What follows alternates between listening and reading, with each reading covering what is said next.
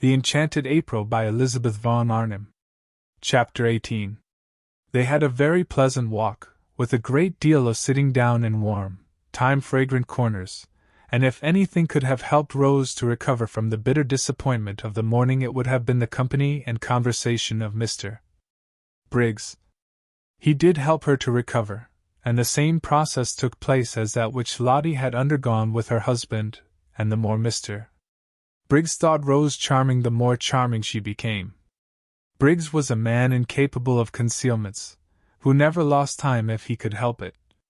They had not got to the end of the headland where the lighthouse as Briggs asked her to show him the lighthouse, because the path to it, he knew, was wide enough for two to walk abreast and fairly level before he had told her of the impression she made on him in London.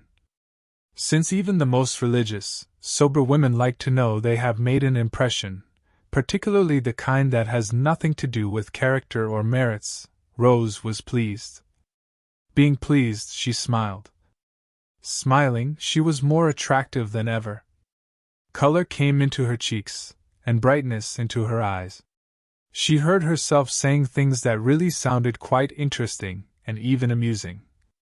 If Frederick were listening now, she thought, perhaps he would see that she couldn't after all be such a hopeless bore.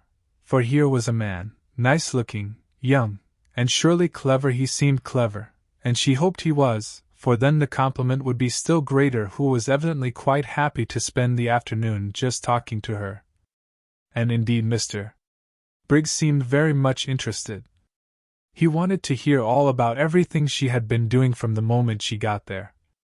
He asked her if she had seen this, that, and the other in the house, what she liked best, which room she had, if she were comfortable, if Francesca was behaving, if Domenico took care of her, and whether she didn't enjoy using the yellow sitting room, the one that got all the sun and looked out towards Genoa.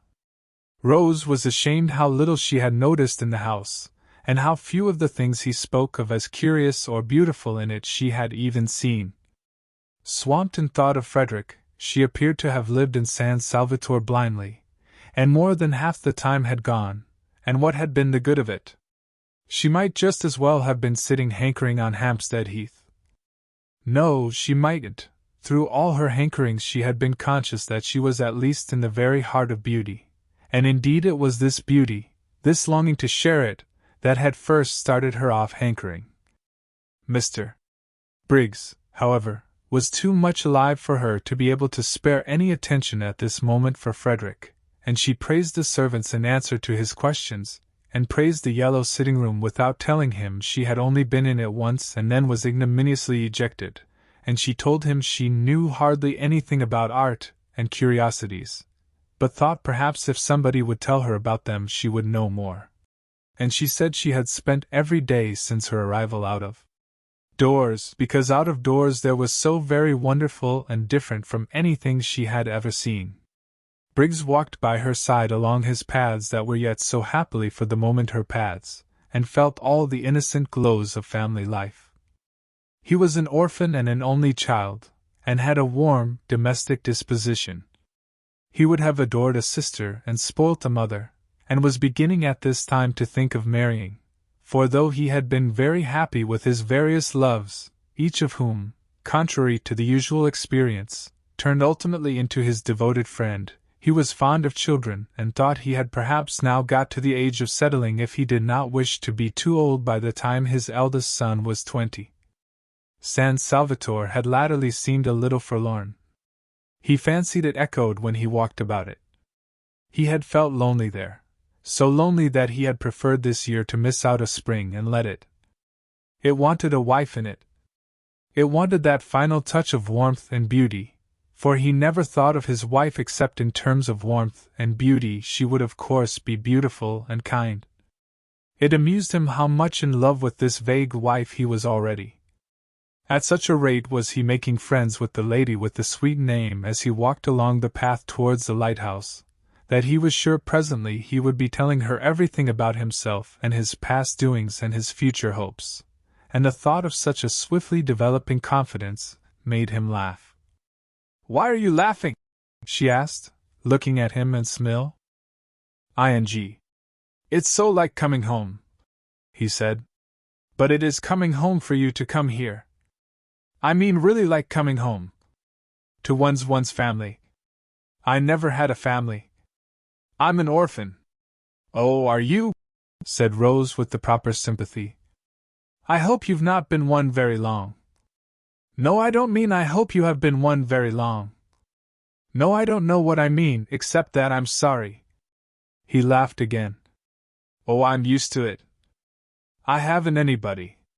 No sisters or brothers. Then you're an only child, she observed intelligently. Yes. And there's something about you that's exactly my idea of a family. She was amused. So cozy, he said, looking at her and searching for a word. You wouldn't think so if you saw my house in Hampstead, she said, a vision of that austere and hard-seated dwelling presenting itself to her mind, with nothing soft in it except the shunned and neglected Du-Barry sofa. No wonder, she thought, for a moment clear-brained, that Frederick avoided it. There was nothing cozy about his family. I don't believe any place you lived in could be anything but exactly like you, he said. You're not going to pretend San Salvatore is like me? Indeed, I do pretend it. Surely you admit that it is beautiful? He said several things like that. She enjoyed her walk. She could not recollect any walk so pleasant since her courting days. She came back to tea, bringing Mr. Briggs, and looking quite different Mr.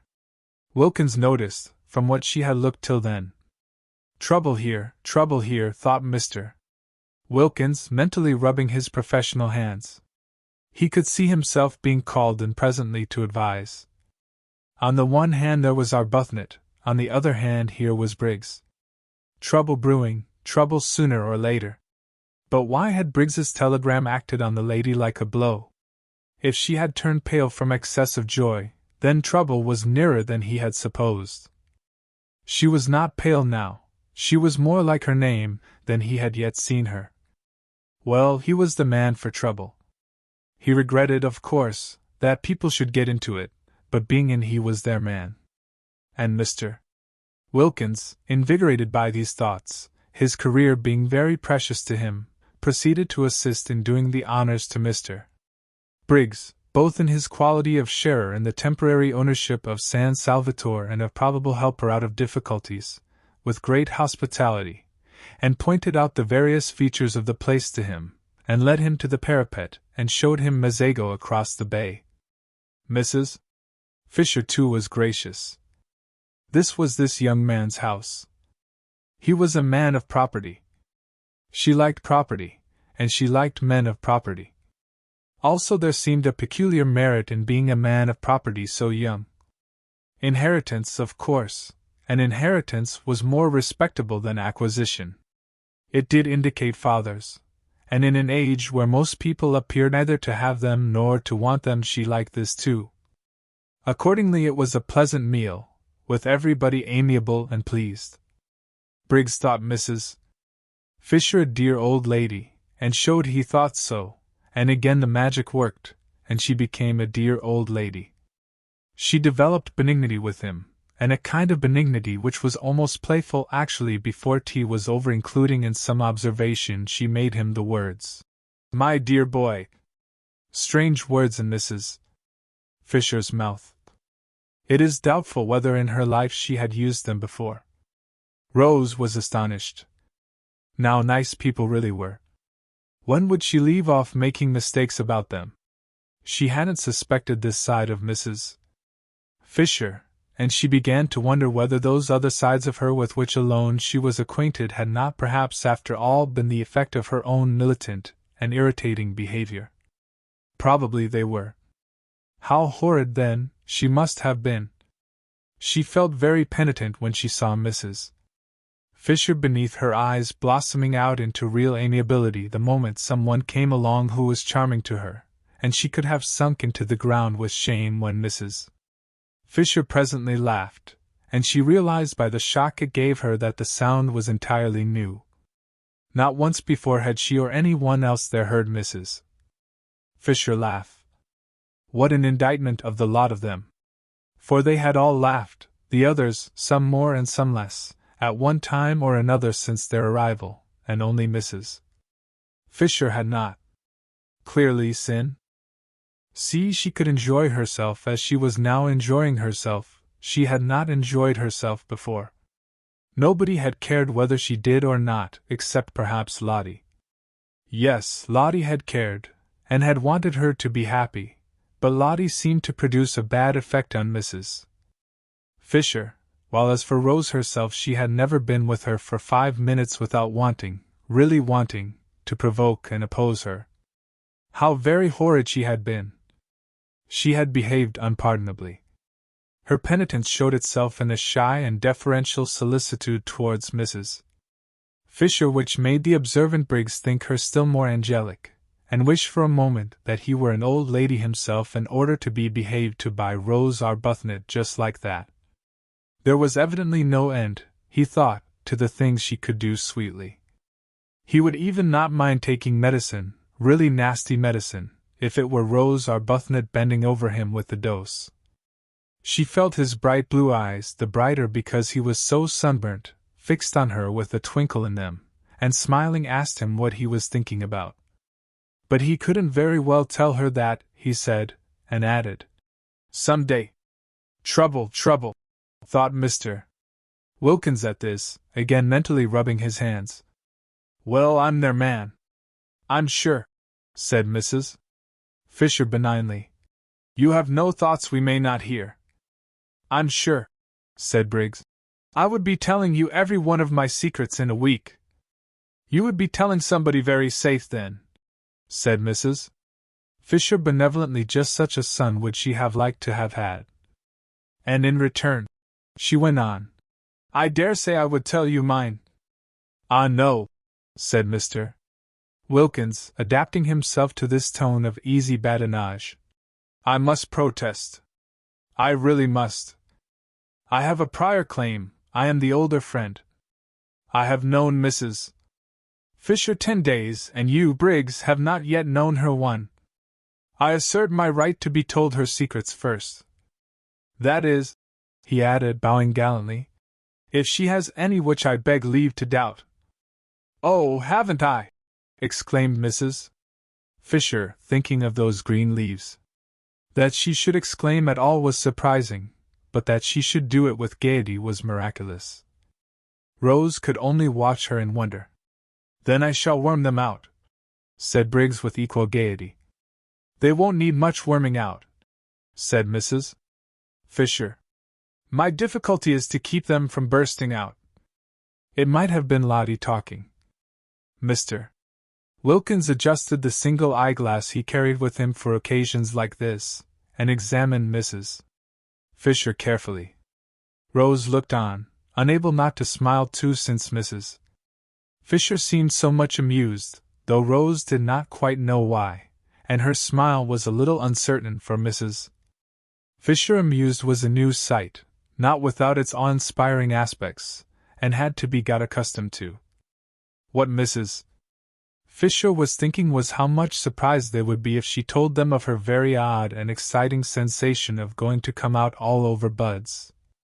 They would think she was an extremely silly old woman, and so would she have thought as lately as 2 days ago. But the bud idea was becoming familiar to her. She was more apprivoisée now, as dear Matthew Arnold used to say, and though it would undoubtedly be best if one's appearance and sensations matched, yet supposing they did not, and one couldn't have everything, was it not better to feel young somewhere rather than old everywhere? Time enough to be old everywhere again, inside as well as out, when she got back to her sarcophagus in Prince of Wales Terrace. Yet it is probable that without the arrival of Briggs, Mrs. Fisher would have gone on secretly fermenting in her shell. The others only knew her as severe. It would have been more than her dignity could bear suddenly to relax, especially towards the 3 young women. But now came the stranger Briggs, a stranger who at once took to her as no young man had taken to her in her life, and it was the coming of Briggs and his real and manifest appreciation for just such a grandmother, thought Briggs, hungry for home life and its concomitants. Would he have liked to have that released Mrs. Fisher from her shell, and here she was at last, as Lottie had predicted, pleased, good-humored and benevolent. Lottie, coming back half an hour later from her picnic, and following the sound of voices into the top garden in the hope of still finding tea, saw at once what had happened, for Mrs. Fisher at that very moment was laughing. "She's burst her cocoon," thought Lottie, and swift as she was in all her movements, and impulsive, and also without any sense of propriety to worry and delay her, she bent over the back of Mrs. Fisher's chair and kissed her. "Good gracious!" cried Mrs. Fisher, starting violently, for such a thing had not happened to her since Mr. Fisher's earlier days, and then only gingerly. This kiss was a real kiss, and rested on Mrs. Fisher's cheek a moment with a strange, soft sweetness. When she saw whose it was, a deep flush spread over her face. Mrs. Wilkins kissing her, and the kiss feeling so affectionate. Even if she had wanted to, she could not in the presence of the appreciative Mr. Briggs resume her cast-off severity and begin rebuking again, but she did not want to. Was it possible Mrs. Wilkins had liked her all this time, while she had been so much disliking her herself? A queer little trickle of warmth filtered through the frozen defenses of Mrs. Fisher's heart. Somebody young kissing her, somebody young wanting to kiss her. Very much flushed, she watched the strange creature, apparently quite unconscious she had done anything extraordinary, shaking hands with Mr. Briggs on her husband's introducing him, and immediately embarking on the friendliest conversation with him, exactly as if she had known him all her life. What a strange creature! What a very strange creature! It was natural, she being so strange, that one should have, perhaps, misjudged her. "I'm sure you want some tea," said Briggs with eager hospitality to Lottie. He thought her delightful, freckles, picnic untidiness, and all. Just such a sister would he. "This is cold," he said, feeling the teapot. "I'll tell Francesca to make you some fresh." He broke off and blushed. "Aren't I forgetting myself?" he said, laughing and looking round at them. Very natural, Mr. Wilkins reassured him. "I'll go and tell Francesca," said Rose, getting up. No, said Briggs. "Don't go away." And he put his hands to his mouth and shouted. "Francesca!" shouted Briggs. She came running. No summons in their experience had been answered by her with such celerity. "Her master's voice," remarked Mr. Wilkins. Aptly, he considered. "Make fresh tea," ordered Briggs in Italian. Quick, and then remembering himself he blushed again, and begged everybody's pardon. Very natural, Mr. Wilkins reassured him. Briggs then explained to Lottie what he had explained twice already, once to Rose and once to the other two, that he was on his way to Rome and thought he would get out at Mezzago and just look in to see if they were comfortable and continue his journey the next day, staying the night in an hotel at Mezzago. "But how ridiculous," said Lottie. "Of course you must stay here. It's your house. There's Kate Lumley's room," she added, turning to Mrs. Fisher. "You wouldn't mind Mr. Briggs having it for one night? Kate Lumley isn't in it, you know," she said, turning to Briggs again and laughing. And Mrs. Fisher, to her immense surprise, laughed too. She knew that any other time this remark would have struck her as excessively unseemly, and yet now she only thought it funny. No, indeed, she assured Briggs, Kate Lumley was not in that room. Very fortunately, for she was an excessively wide person and the room was excessively narrow. Kate Lumley might get into it, but that was about all. Once in, she would fit it so tightly that probably she would never be able to get out again. It was entirely at Mr. Briggs's disposal, and she hoped he would do nothing so absurd as go to an hotel, he, the owner of the whole place. Rose listened to this speech wide-eyed with amazement. Mrs. Fisher laughed very much as she made it. Lottie laughed very much too, and at the end of it bent down and kissed her again, kissed her several times. "So you see, my dear boy," said Mrs. Fisher, "you must stay here and give us all a great deal of pleasure." "A great deal indeed," corroborated Mr. Wilkins heartily. "A very great deal," repeated Mrs. Fisher, looking exactly like a pleased mother. "Do," said Rose, on Briggs's turning inquiringly to her. "How kind of you all," he said, his face broad with smiles. "I'd love to be a guest here. What a new sensation! And with 3 such—" He broke off and looked round. "I say," he asked, "oughtn't I to have a 4th hostess?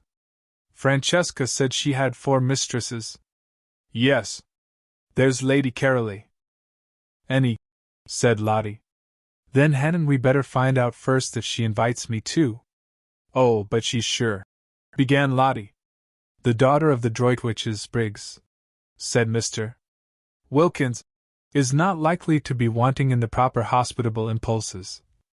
"The daughter of the," repeated Briggs. But he stopped dead, for there in the doorway was the daughter of the Droitwiches herself, or rather, coming towards him out of the dark doorway into the brightness of the sunset, was that which he had not in his life yet seen but only dreamed of, his ideal of absolute loveliness,